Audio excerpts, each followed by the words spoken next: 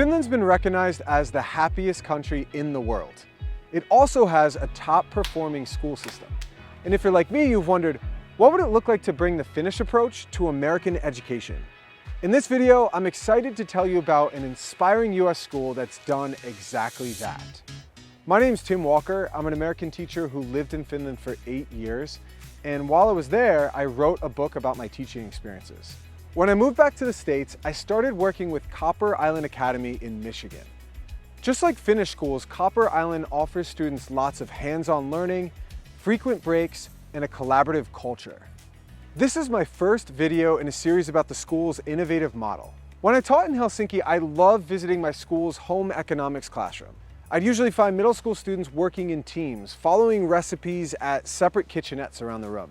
And at the end of a typical lesson, just before sitting down to enjoy a meal, they'd wash dishes, clean countertops, and do the laundry.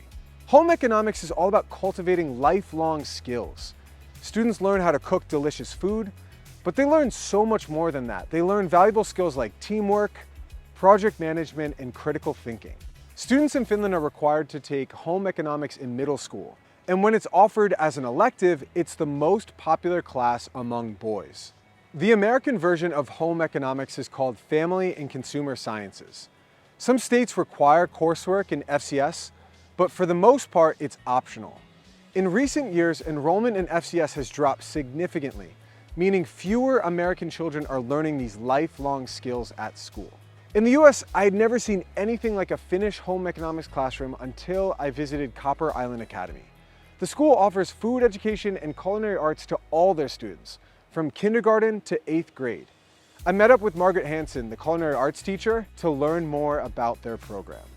So kindergarten, first and second graders, they always are encouraged to play with their food. It is the basic sensory education. It is really to spark that joy around their own observations. So taste, sight, even sound, food can make some beautiful sounds. They're really encouraged to play.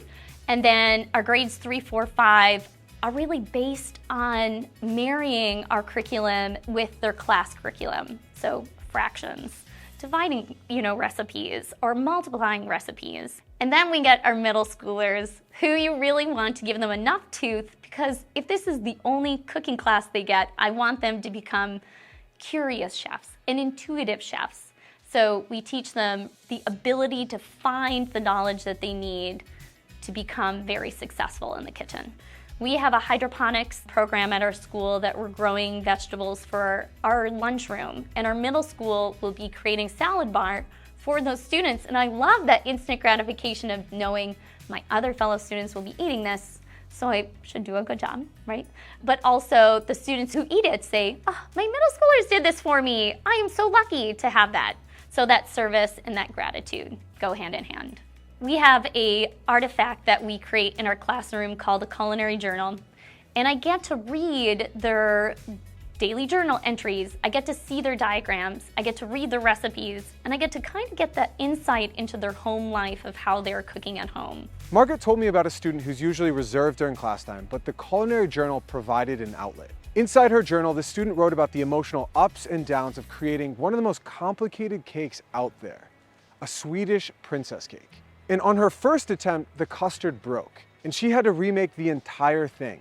But she persevered, and Margaret said she did an exceptional job. This student demonstrated something that Copper Island seeks to cultivate in all its students. It's a character trait called sisu. Sisu is a Finnish word which roughly translates to grit or resilience. In the next video, we'll consider how sisu is developed in Finnish schools and at Copper Island.